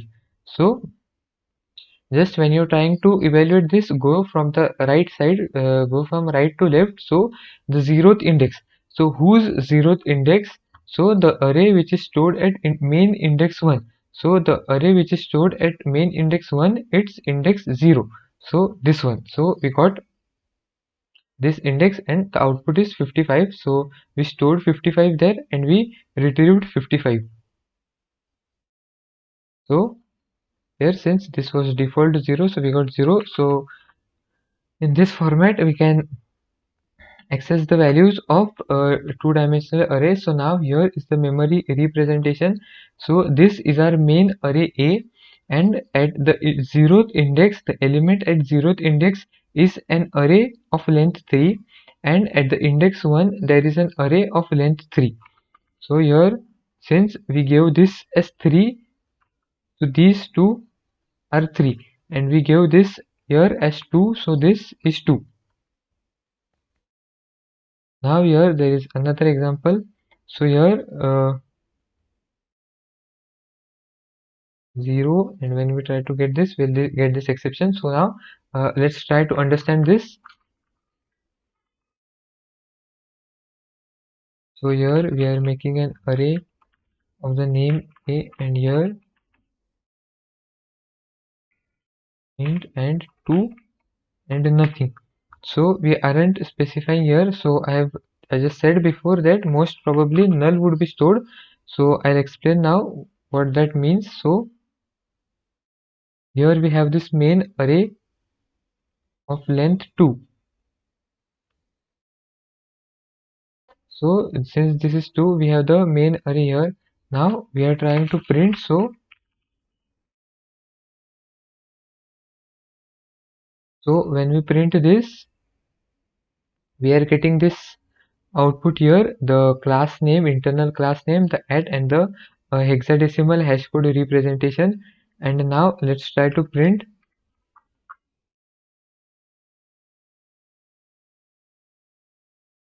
at zeroth index. So try to think and guess what we would get our output here. So when we run this, we are getting null as our output. So null means nothing. In Java, if we want to represent nothing, so we want to indicate nothing, then we would say null. So this null means nothing. So null. So what this null means, that at this index 0 there is nothing. So we are getting here null. So here we haven't specified, anything. So there is nothing here because we haven't told to make the array size which is to be made here. We have made nothing here. There is nothing stored here. So we are getting null, and null means nothing. So now if we try to access this, so now let's try to do this.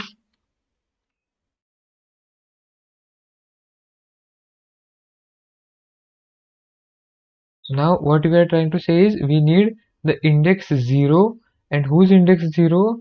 The array stored at the main index 0, but the main index 0 has null. So we are trying to get the 0th index of nothing. So it's pretty logical that when we try to run this, we'll get an error. So here we are getting these two outputs, and then we are getting our error, that null pointer exception. Null pointer exception means we are trying to use nothing. There is nothing. So what can we use if there is nothing? So we are getting this error because there is nothing. So and now if we say that we initialize, we create an array at this index. So let's say of size 4. Now if I try to run this, then we are getting 0 as our output because I created an array of length 4 at the main index 0. So here at this 0th index, I created an array of length 4.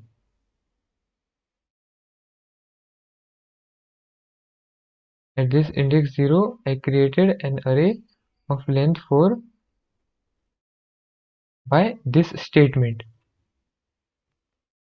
So since we haven't specified here, so now if we even if we try to access the first index also, not only the index 0 but the index 1 also, because there isn't anything specified, so it's same for all. So we are getting an error here just because this null.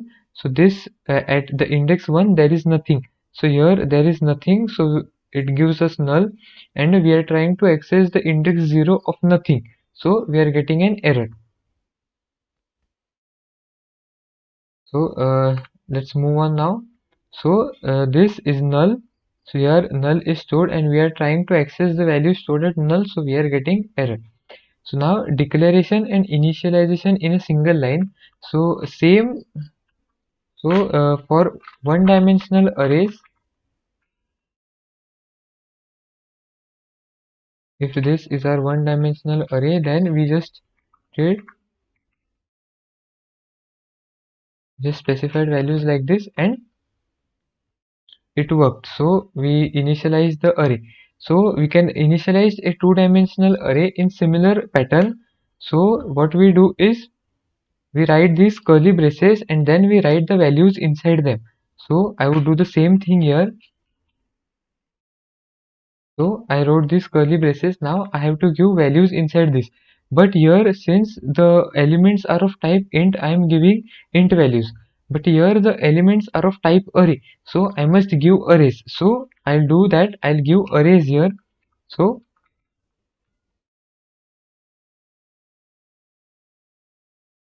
since we have seen that how do we give arrays, so when we are trying to initialize an array, we use this style. So I am doing the same thing here.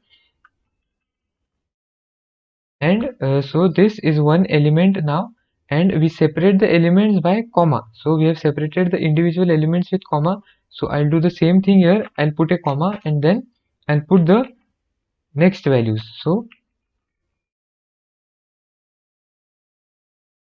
here in the initialization of one dimensional arrays, we put the curly braces and then we give our values. So for the 2D array initialization also, we are doing the same thing. We have put the curly braces and now we will give values. But since the elements are of type array, so we are needed to give arrays here. So that's what we are doing. We are giving here arrays. So we are giving these individual arrays. And now if we try to access just so now take a moment and try to figure out the length or how would the memory structuralization of this would be. So try to figure it out. So let's first see that. So here for this array, it has 3 elements. So its memory structure would be like this.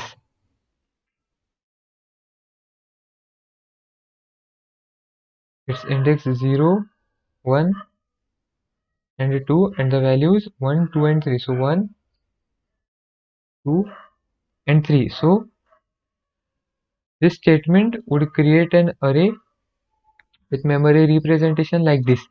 So now let's consider this. So this has 2 elements here. This main array has 2 elements. So the length of the main array would be 2. So it would create an array and main array of 2 elements here, these, and then these individual arrays, these element arrays are having 3 elements each. So 3 in the first one and 3 in the second one. So here it would create array like this.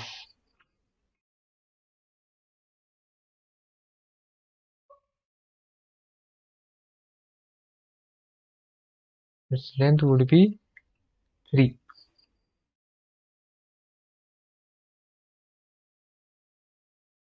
So if you want to now, let's say suppose access this element, where we want to access this element, then how would we access?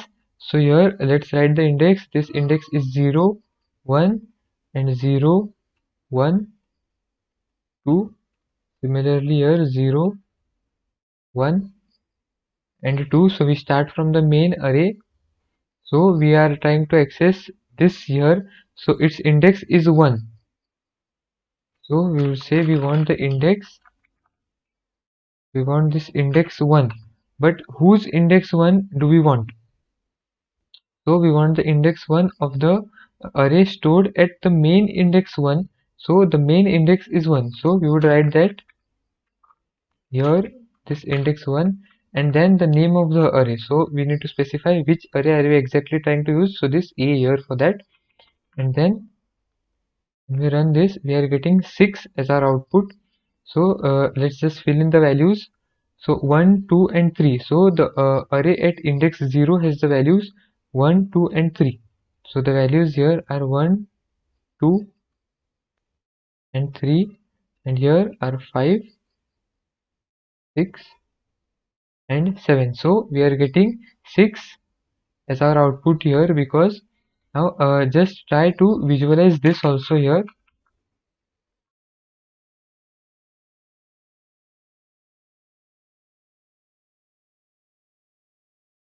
This would be index 0, this would be index 1 and this would be index 2.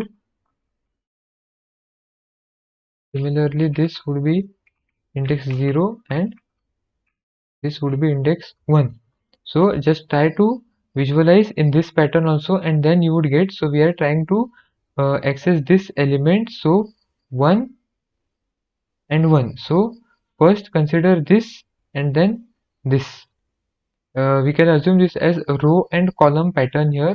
You can observe this row and column pattern. So these two are rows and these are columns. These three are columns. So we are trying to this. So the row number is 1. So this one, and then again here 1.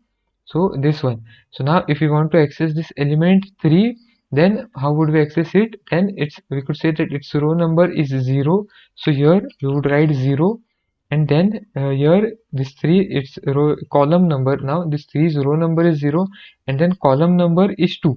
So now we would write here 2, and when we run this, okay, so these lines, just to remove these comments here.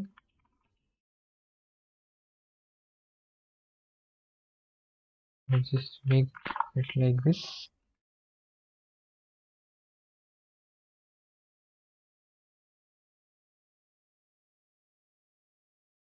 So we are getting 3 here. So this 3, its row number is 0 and its column number is 2. So I hope that's understood. Where similarly, and one more thing, that here we are having 3 elements, but its length need not be 3 or the same. It can be of any length. It can be more also and it can be less also. It can be more also and it can be less also. It doesn't matter.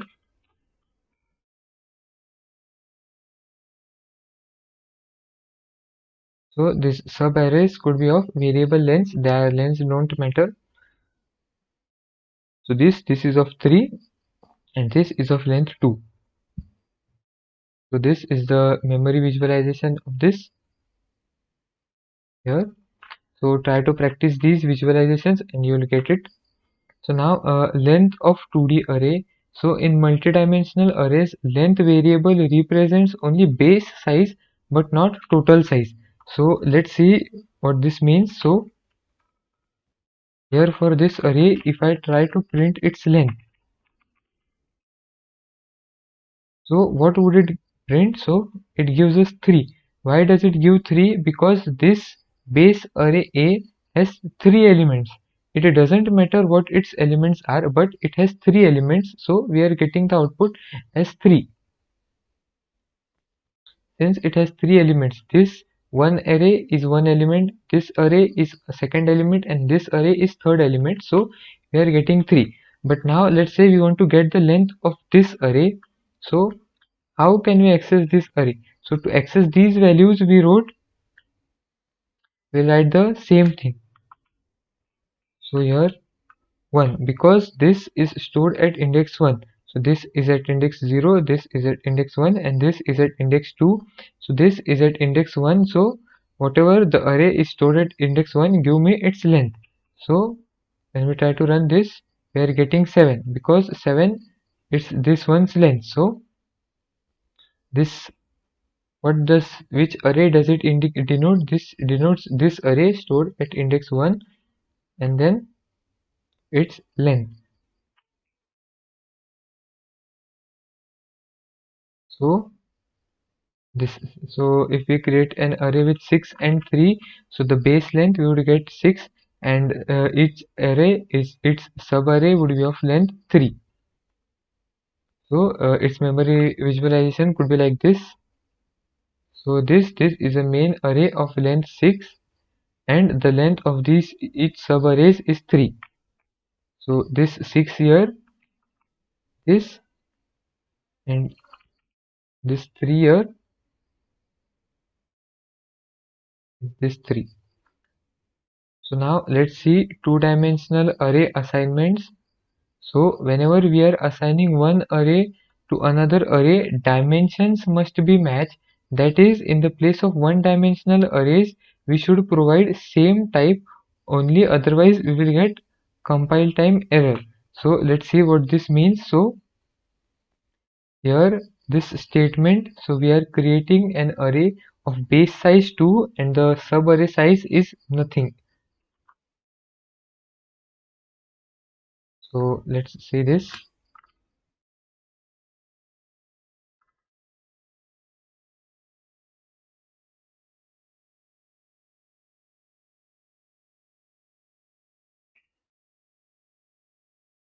So we are creating this array A with the base size 2. So let's see is memory visualization. So here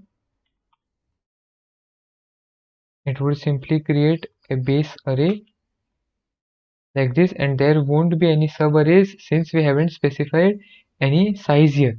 But now we can initialize this. So if I say 0, this equal to new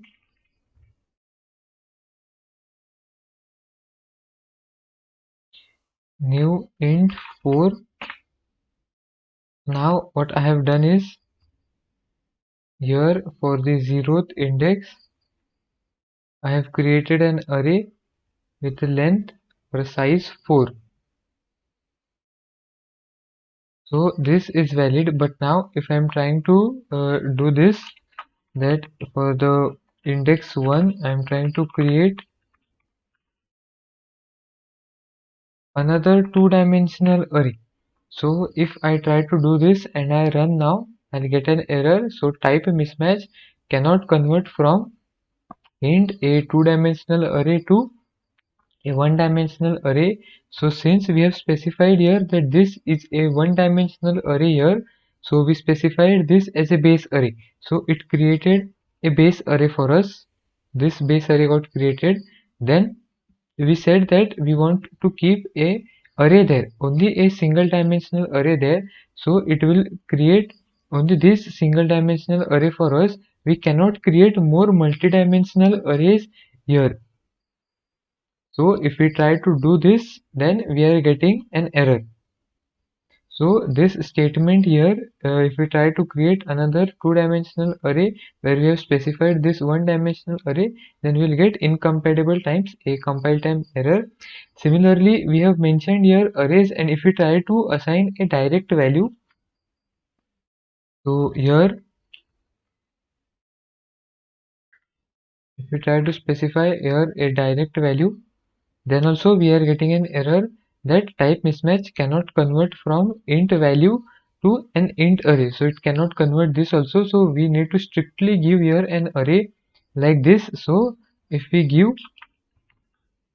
here new int and an array, then it is perfectly valid and it runs fine. So this, when we do this, it is valid, but these two are invalid.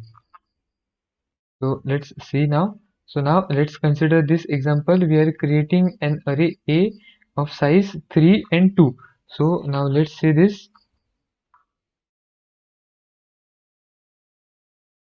We are creating an array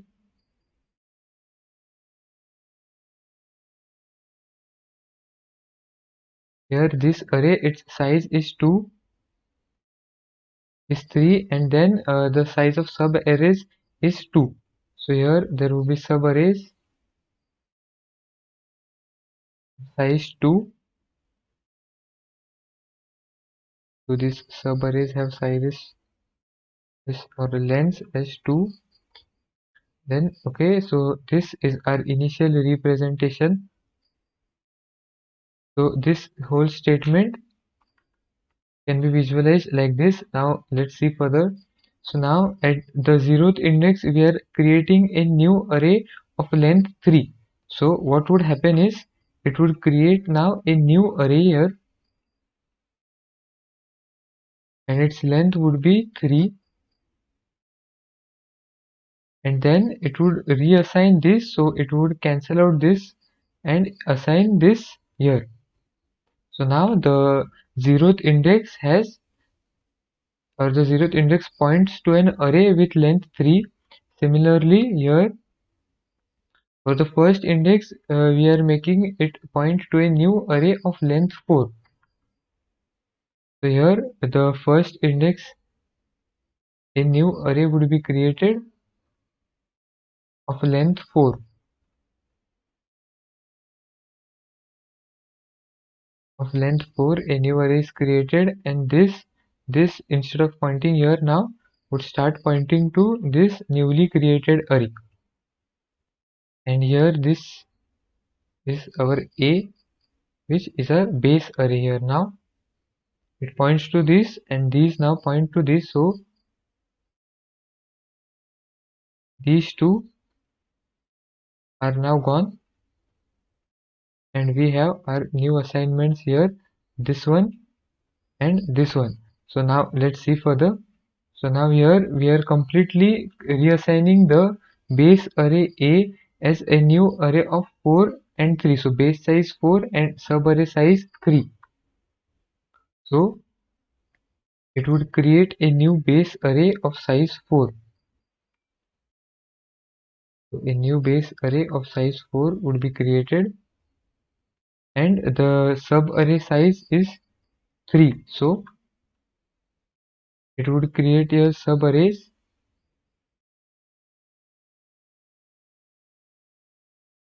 and the sizes of these would be 3.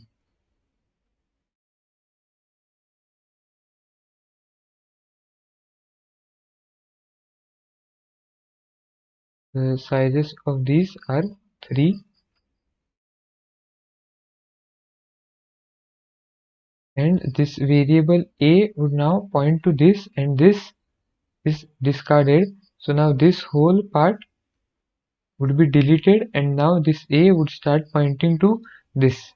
So this is like this memory arrangement, and then the final state or the final structure of the two-dimensional array A would be something like this. So this is index 0, 1, 2 and 3, and each of these have sub arrays of length 3, so 0, 1 and 2. So total 3 elements. So this is similar, this is what we saw now. So this is the another way of representing this. So initially it was of base size 3, so base size 3 and pointing to sub arrays of size 2. So initially it was pointing to this, and then for the 0th index we made it point to an array of size 3. So this 0th index began pointing here, and the first index began pointing to this array of length 4. Then we created new array here, this of base size 4 and sub array size 3. So base size 4 and sub array sizes of sub array is 3, and then we made this variable A point to this, so that was it for two-dimensional arrays, so the concept of arrays. So I hope it is understood.